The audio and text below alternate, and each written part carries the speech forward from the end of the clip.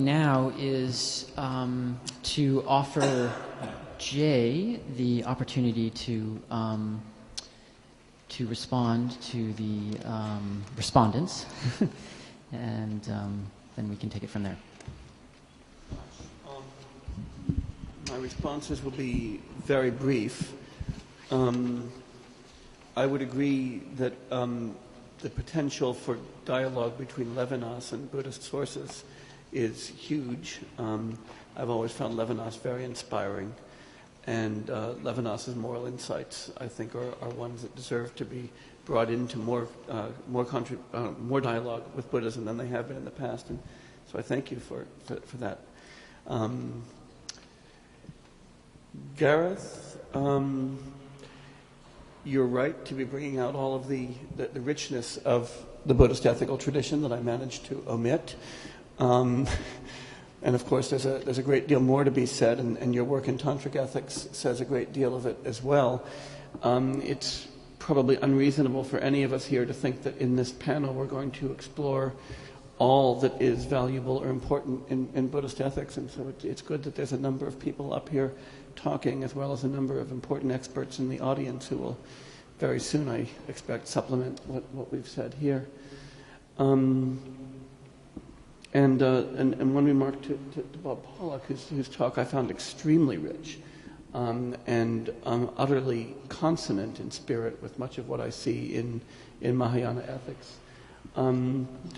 You're right that I certainly didn't attend to mortality as much as one might have, and as much as one would have had I been spending a good deal more time developing a Buddhist analysis of suffering.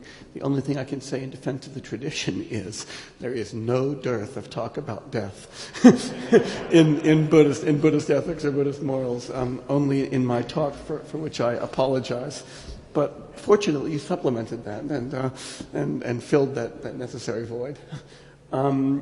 I do think that you've succeeded in pointing out one of the interesting differences, and a deep and fascinating one that probably deserves a lot more thought than we'll have time to give it today, between Semitic and Buddhist ways of taking up with ethics and the problem. That is, I've characterized a Buddhist approach to thinking about moral theory as one that sort of takes the fact of suffering as the primary problem, and you've correctly adverted to the way that the Semitic traditions tend to take up the fundamental problem of ethics as seeing purpose in the face of purposelessness as the fundamental moral problem. And those are really different ways of seeing the moral landscape, and they're both very deep ways of seeing the moral landscape. And probably had I thought more deeply, more carefully, and with more intelligence than I have, I would have thought of framing it that way, but I didn't. I'm not that smart. And so I thank you for seeing that way of framing the contrast, which I think might be a very fruitful way of thinking about how Semitic and Buddhist ethical theory can come into dialogue. Maybe we'll just have another conference. All right. That's a good plan. Yeah, but I think we should give a chance for people in the audience to have a say. I have a number of questions on cards here, and the first question I'd like to begin with is very simple and straightforward in its formulation, but I think is actually a very important question, and one that's particularly important to come at from the different angles of the different traditions and ways of thinking that are represented on the panel. And the question is, what is the distinction between ethics and morality? And maybe it would be good to begin with Jay's thoughts on that from the perspective of the target paper, and then we can move on. The word ethics has a Greek root, ethikos. The word morality has a Latin root, morales, and they translate each other.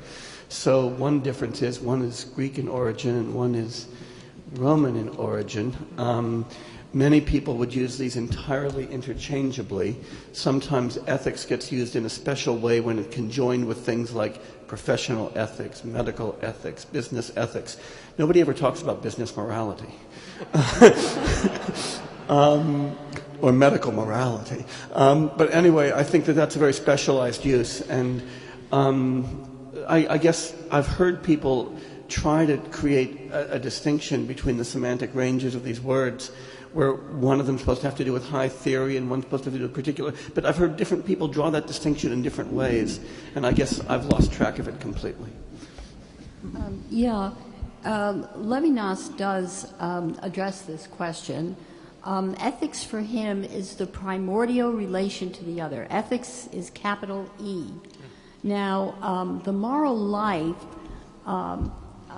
in his thought, refers to a level that he calls justice. That is, with the advent of another person, the other with a capital O is a dyadic relation, and that's what founds capital E ethics. But he understands very well that there are not just two. And as soon as the third emerges, you have a need for small m, the moral life, which he generally designates as justice. Now, it's that level at which I would argue Kantian ethics comes into play, namely the notion of the universal and the juridical dimension in life without which you can't have a just society. End of story. Can I go ahead? Jay's kind remarks to me actually, I think, provide a slightly different answer than the fact that one is Greek and one is Latin. I think, absent any eschatology, they collapse to the same meaning.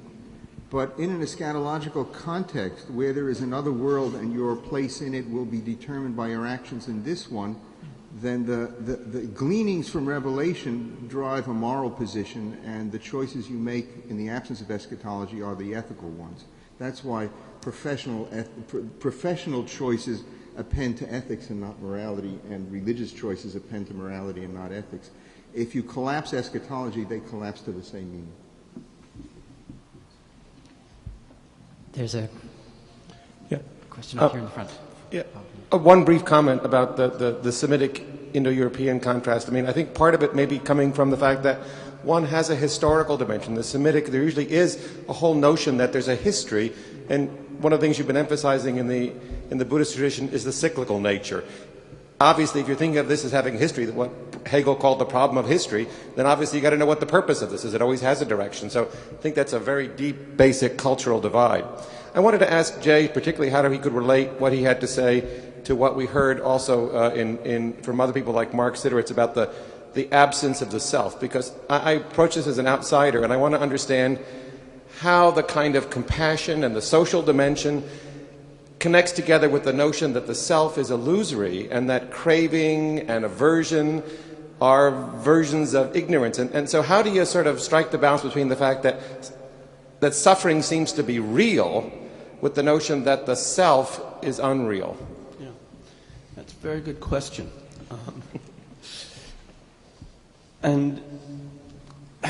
Gosh. A little late for that, huh? No. I'm just trying to figure out whether it's the very short version, the very long version, or the middle. We'll take the middle path version here. What? I should do the very long one? Okay. Here's one way to put it. One of the fundamental ideas in a Buddhist account of suffering is the origin of suffering in a very particular kind of ignorance. Now, or confusion, as I prefer to translate it. I like confusion better. Because when you get a gloss on this form of confusion, it's not just an absence of knowledge, but rather the superimposition of a false picture on something to which that picture doesn't apply. So it's actually more like error than it is simply the negation of knowledge. And the superimposition in question that is the most fundamental one that lies at the root of suffering is the superimposition of the fundamental reality and importance of a self and that which pertains to the self or belongs to the self as having some kind of a fundamental reality in nature. Now, Buddhist metaphysics is grounded as well in this notion that we haven't talked about much. The Mark mentioned it, but only in passing. This notion of two truths, a conventional truth and an ultimate truth. Now, different Buddhist schools parse out the difference between and the relation between these two truths very differently. But for now, one way of thinking about the kind of confusion to which I just averted is this. It can take the form of seeing something which is merely conventionally true, which is merely nominally true, as having an ultimate reality or an ultimate truth. Now, the moment I do that with respect to myself, so a person is something that's got a kind of conventional reality. And here the easiest kind of model for those of us who are kind of raised in this part of the world is to think of Hume for a minute. And to think of Hume on a good, sophisticated reading of the treatise, where we want to say that it is, in a perfectly good fictionalist sense, persons are conventionally real. We have a whole set of conventions, passions, acts of the imagination that constitute a conventionally real self.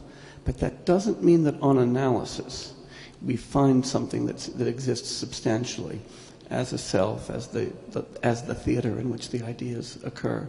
Right? Our reality is a reality like the church.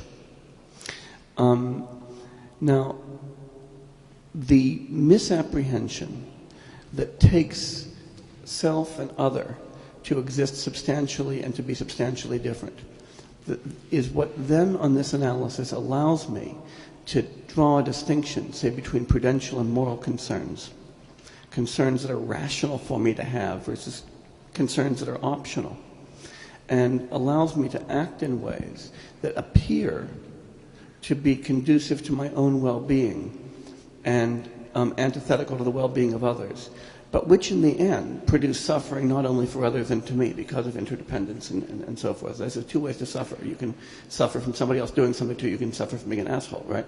And they're both ways of suffering. And it's not. It sounds glib, but there's a deep insight there. Now, suffering doesn't have to attach to ultimately real persons, because when we look at what the bases of imputation are for persons, those bases are continua of causally connected psychophysical processes. And suffering, like any other mental state or mental episode, is a momentary phenomenon, though it can be a very frequent momentary phenomenon in one of these continua. So you don't need to get persons in order to get suffering going. But one good way to get suffering going is to take, that is, you don't have to have ultimately existent persons to get suffering going. You don't even have to get persons, you just have to have psychophysical continua. But one really good way to get suffering going in psychophysical continua is to act in a way that's grounded in taking those psychophysical continua to be a hell of a lot realer than they are. And so taking the interests of a particular one of those to be a hell of a lot more important than it is. So a kind of Humean or quasi-Humean metaphysics of personhood is consistent both with seeing suffering as a real phenomenon, indeed an omnipresent phenomenon, and as one that doesn't necessarily attach to ultimately existent persons, but one that's bound up with a particular way of mistaking these continua for something that they're not. Now, as a kind of longish footnote to this, which I won't utter, but will simply mention, I could write a longish footnote that would point out that when we look at Hume's account of the relationship between the moral passions and the conventions with regard to the self, we could now proceed to develop even deeper parallels. And if then we continued and looked at Schopenhauer's on the basis of morality, we would see an even deeper parallel in the Western tradition. Does that help at all? Yeah, I mean, to put it very bluntly, I'm trying to understand how a Buddhist from an ethical perspective decides between trying to help somebody overcome their ignorance and overcome their cravings and their aversions, as opposed to actually helping them. I mean, when they're sick or when they're hungry or such. I mean, obviously you want them to do both, and I'm trying to understand the interplay between those two. That's a much harder question, of course. So, and that that's a detailed question about what the best thing is for this person to do at this particular time. Here's one way to look at it. Suppose that I thought that you suffered from a conceptual confusion about a particular Buddhist text and from gallbladder stones. I'd want a surgeon to come in to take care of the latter problem, but I might be happy working on the former problem, though we probably wouldn't do them at the same time, right? And it might sort of depend on how we could schedule the surgery and the seminar, which one came first and which one came second. That's not real deep, but... I'd like to address that question. I think we have not distinguished between what counts as alleviation. Let me give two examples. Take the Catholic worker movement.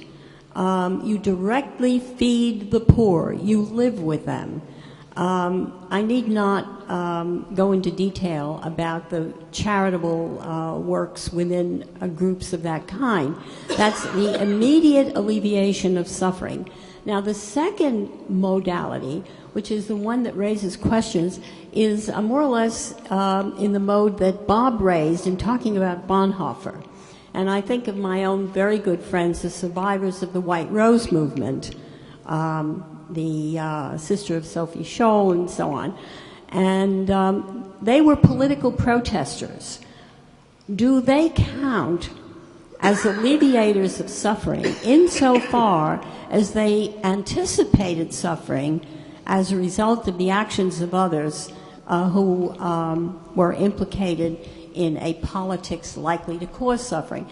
Now, where are the lines of alleviation to be drawn? I'm raising the question. I'm not offering an answer. I think we have Alan who wants to say something, and then Stephen over here who wants to say something. I'd like to make a response to a comment you made, Jay, and that is when you equated Buddhism with engaged Buddhism and said at one point, I paraphrase, there is no place in Buddhist practice for retreating from the world. You can imagine that. Probably I don't need to say anything at all, but I'll get to say something anyway.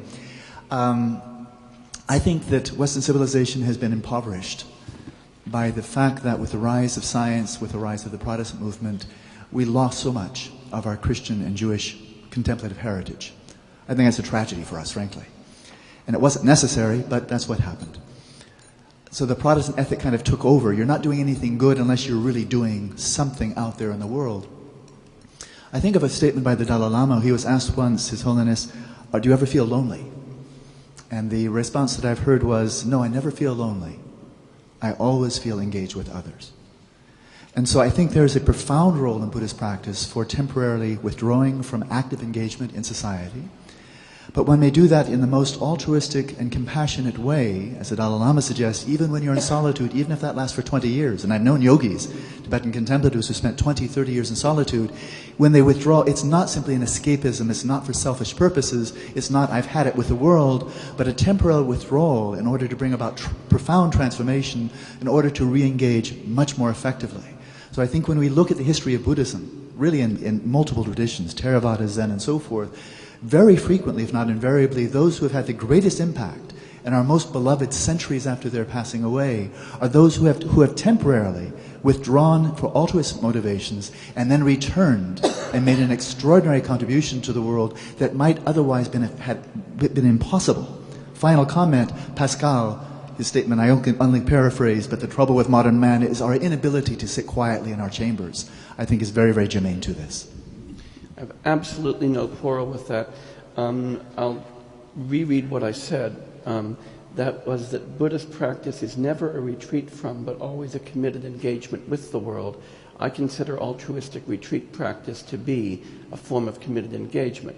Just as, if you imagine the young person who goes to a particular place, sees a horrible disease afflicting a population, what's the right thing to do? To sit there with absolutely no skills and commiserate, or to go to medical school and do something about it, right? You often have to retreat in order to engage. What I was warning against was a popular view of Buddhism as something that involves a solitary kind of quest that lacks any serious engagement with the world. So if I was taken to disparage the contemplative life, I apologize for having given rise to that misapprehension. I'm sure that's not the case. Many of my best friends and teachers have been long-term contemplatives. I'm sure that's not the case. I just wanted to be explicit, and now it is. Thank you.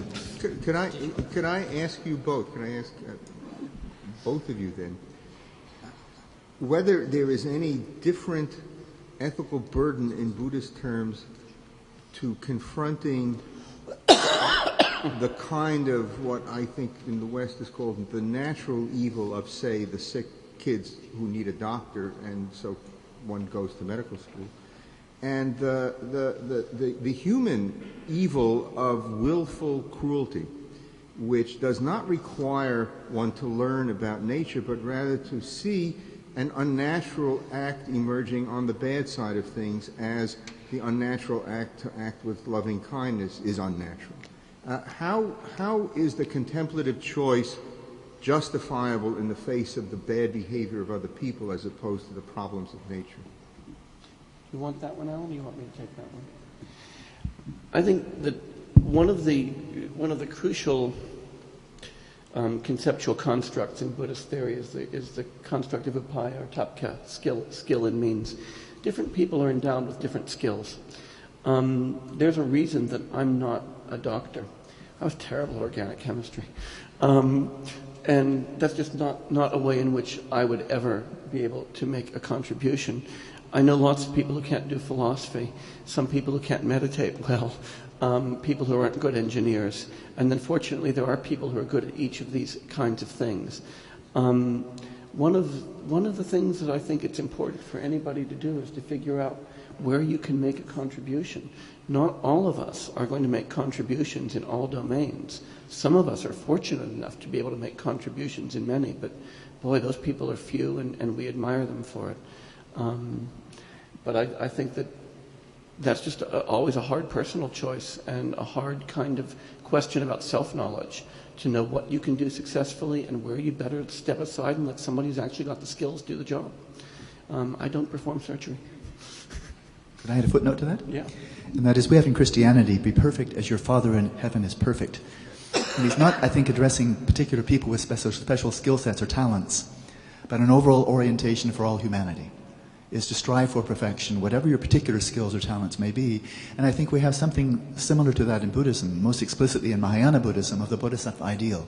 Whether you have a natural proclivity for music, for engineering, for gardening, or child rearing, the desire of desires, going back to Augustine, of the spiritual life being really a prioritization of desires, the desire above all desires is to achieve spiritual perfection, spiritual awakening, in order to be of greater service to all beings. And I think that is kind of the overall gestalt for all Buddhist practice. Within that, on the upaya level, some people are going to be better at engineering, and other people are better at teaching or meditating and so on. I think Stephen had a question. Yes, I'd like for Jay in particular, or any of you, to continue to dwell on this topic. In the yogic literature, and I take it also in Buddhism, there's a real tension between sannyasa and social ethics. So much so that when a person takes sannyasa, the family will weep or consider the person the loss to the world and so on. And two ways that I've heard the tension resolved in favor of sannyasa is, one, as you all have been saying, that you cannot really help another until you have improved yourself. And so this would be motivation for recognizing a duty of self-development. And this makes some sense, though it shouldn't be, glibly waved as an excuse for social irresponsibility, as I take it as really the whole point of your remarks. But a second justification has been that the particular samthana of which my or your present moments of consciousness, feeling, etc., are involved in, have a have greater causal power for the what I would call future moments of myself, and in the conventional sense, and you future moments of yourself. And so we have a special responsibility when it comes even to alleviation of suffering to secure our own reduction of suffering before those of others.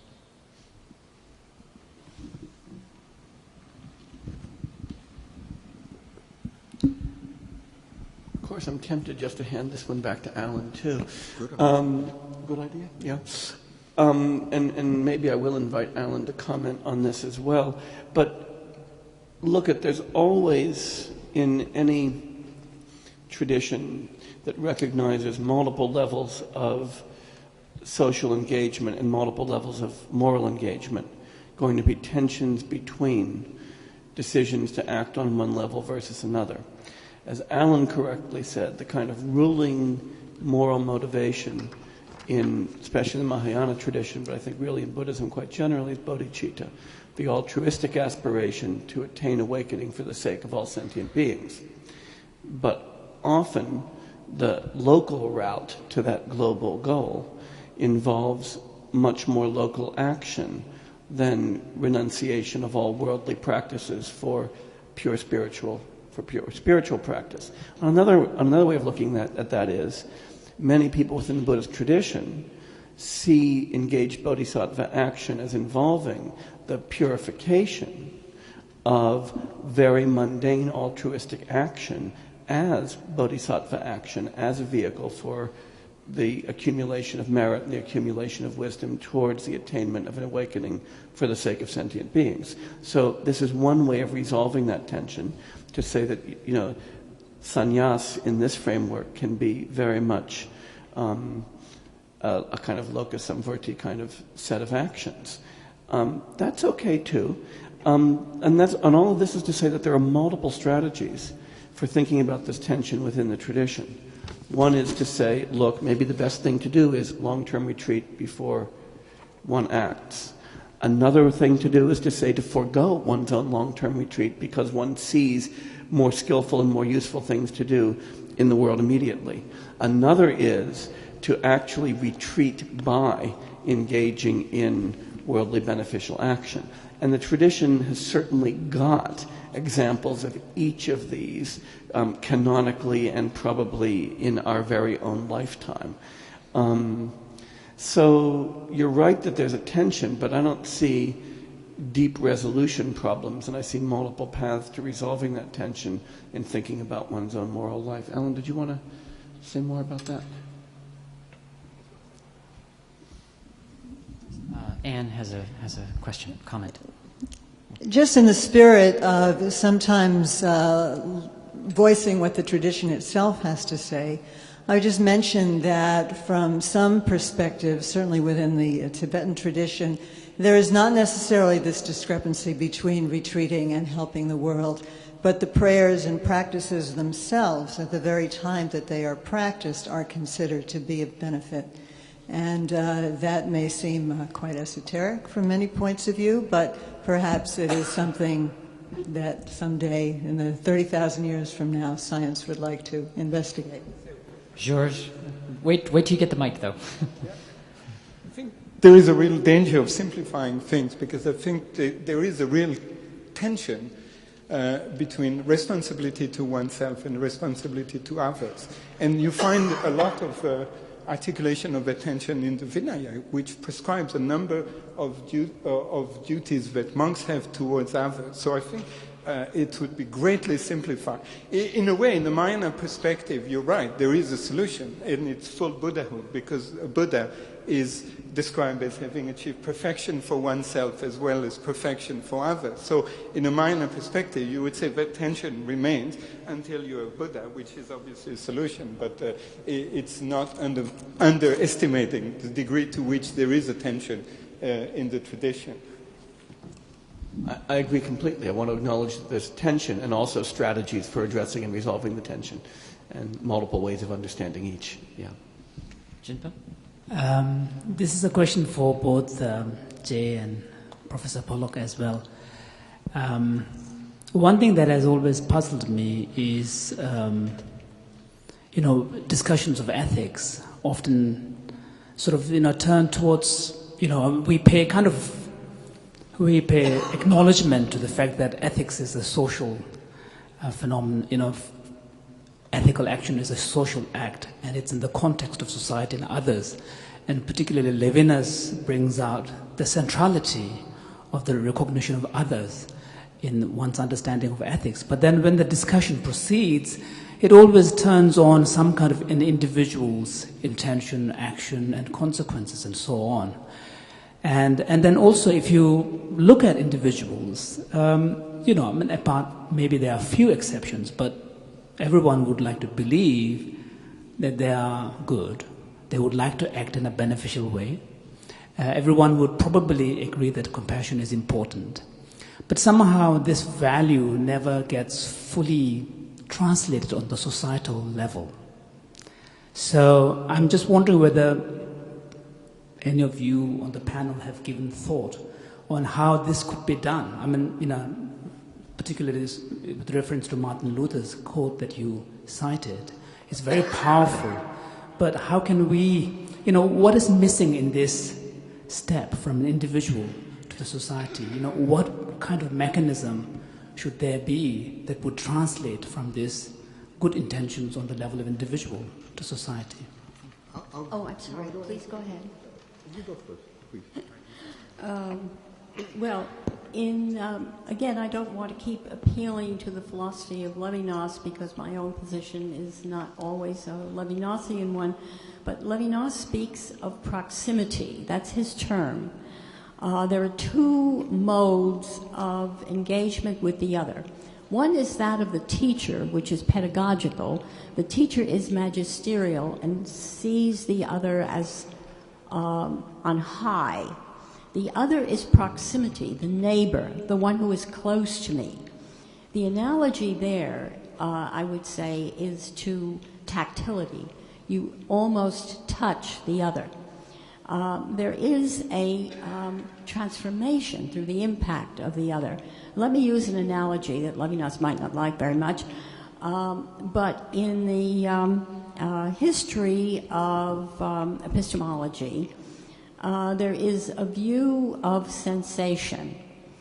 And one place where you can find it, where it's really fun to see, is in the play called Molly Sweeney, not Sweeney Todd, Molly Sweeney, where a blind woman gains her sight. And the question is, does she, when she ceases to use touch, transfer her identification of objects, a solid sphere or a solid box, to the visual? Now that's a puzzle that was undertaken by John Locke, who in turn got it from a French philosopher, Molyneux. It was Molyneux's puzzle. In any case, the answer is no. A pedagogy is required. A pedagogy which will show her the difference between a box and a sphere. And I think that is, in a sense, what Buddhism provides that is absent in, as much as I admire the Levinasian notion of alterity, there is not a pedagogy attached to the impact of the other. And that is, I think, something I would like to see happen. I think the path to an answer comes in disagreeing with the premise. You would say everyone would agree that everyone wishes to behave well, but I would say no. I would say the suffering we see as a data point is the consequence of, to use Jay's technical term, a large number of assholes in the world. People who choose not to alleviate suffering, people who choose either out of selfishness or stupidity or whatever the reason, not a path that alleviates suffering. And so then the burden on those who wish to choose that is not that they have to find the way to be the first one in a group who agree, but rather they have to find the strength to disagree with what is the large cultural premise, that is, there's something wrong with you if you act this way. And I think that would be my first answer, that one must have the courage of one's convictions, a problem raised by the absence of genuine consensus on what is right. Second, and this will come from that portion of the 5 books of Moses, which I happen to be in the position of having read just yesterday. On the second time that God tries to get the Israelites to accept the commandments at Sinai, the first having led to the golden calf disaster, the people, now somewhat cowed by that failure, are given a second chance, and they say, as a people, we will do and we will hear. And there's a paradox in that. The first time and all other times we will hear and we will do is what one does when one takes instruction. But here what is said is we will do, and by doing we will gain the capacity to hear. That is what Bruce calls, for some reason obscure to me, a Protestant notion. It seems to me a deeply Western notion that you act and you learn by acting rather than contemplating first and then choosing to act. So I give you complementary answers. The first is the choice to be has to be a minority choice in this world. And second, the choice to be has to be followed by a choice to act, because that's my tradition. We've reached our time. I would like to give Jay the opportunity for a last word as our targetist, if you would like to take that. The only thing I'll do is add one more piece to the answer to Panjimpala. 2 more pieces. One, you know a lot more nice people than I do. I mean, I would agree that. That's another one. Yeah. But the third thing that I would add, I would agree with everything